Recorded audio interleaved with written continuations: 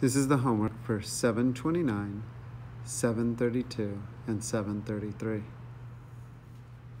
In problem 729, for each of the scatter plots, you need to determine if there's an association between the points. So there's a positive association, negative association, or no association. In A, you have your grade point average and your average number of hours watching TV. So the more you watch TV, you can see that your grade point average is going down. So it's going down the more you're watching TV. So that has a negative association.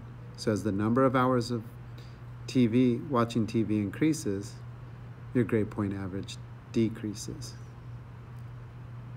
In B,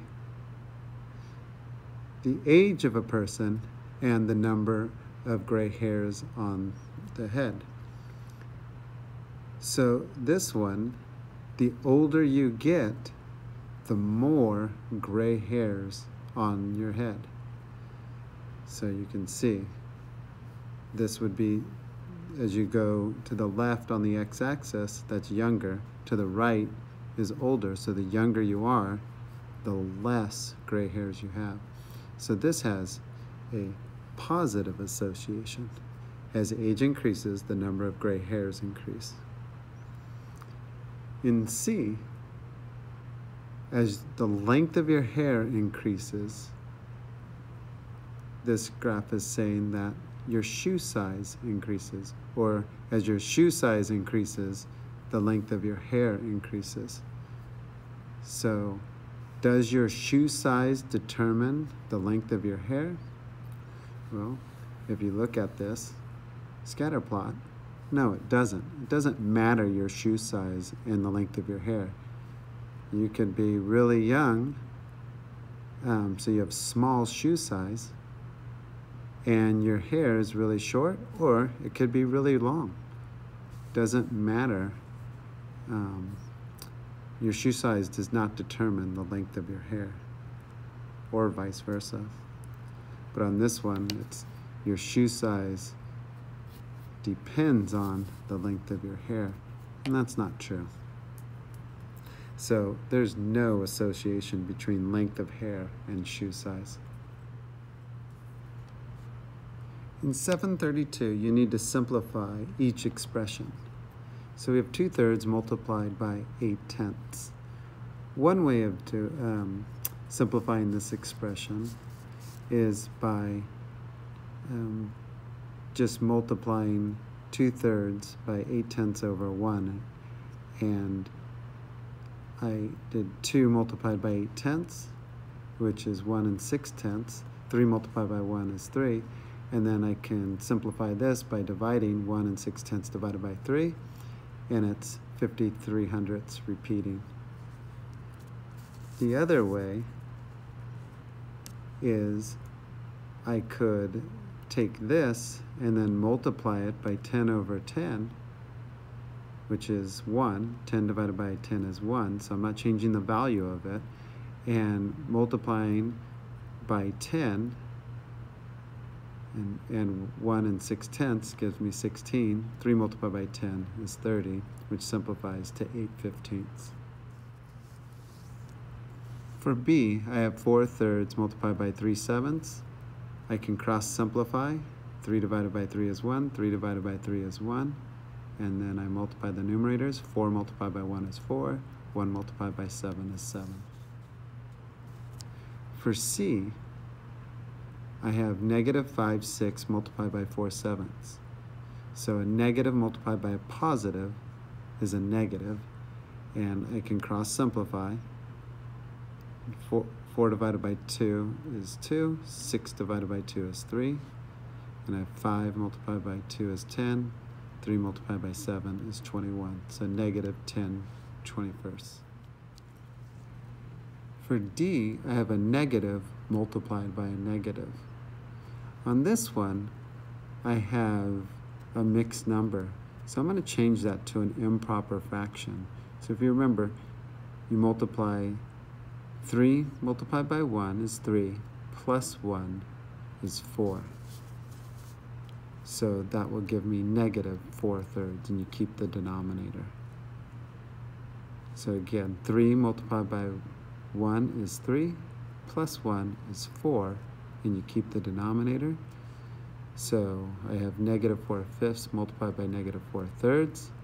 I can't simplify here, so I'm going to multiply straight across. Negative 4 multiplied by negative 4 is a positive 16. So a negative multiplied by negative is a positive. And then 5 multiplied by 3 is 15. So I have 16/15. Or to simplify this, I have 1 and 1/15. For problem 733, I need to solve the equation for x. The first step I need to do is distribute this -2 to both of the terms inside the parentheses. And always remember the sign goes with the term. So it's a -2. So I have -2 multiplied by 4 is -8. -2 multiplied by positive 2x is -4x.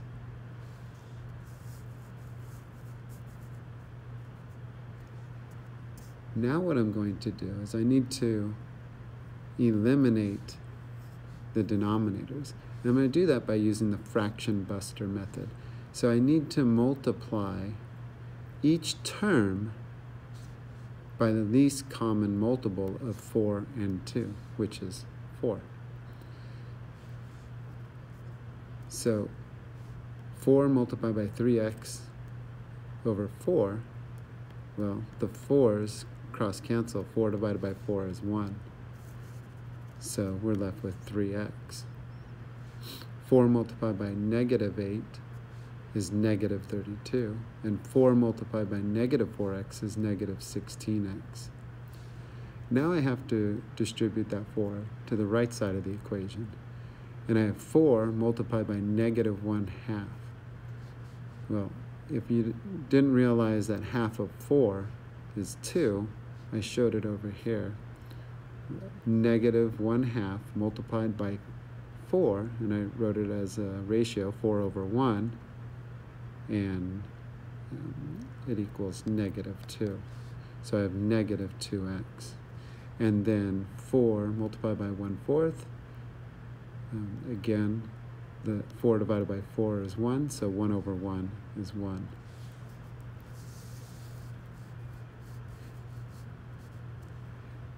Now I combine like terms. 3x minus 16x is -13x. Minus 32 equals -2x plus 1. I'm going to get the variable to the side that has the greater value, which is -2x. So I'm going to add 13x to both sides.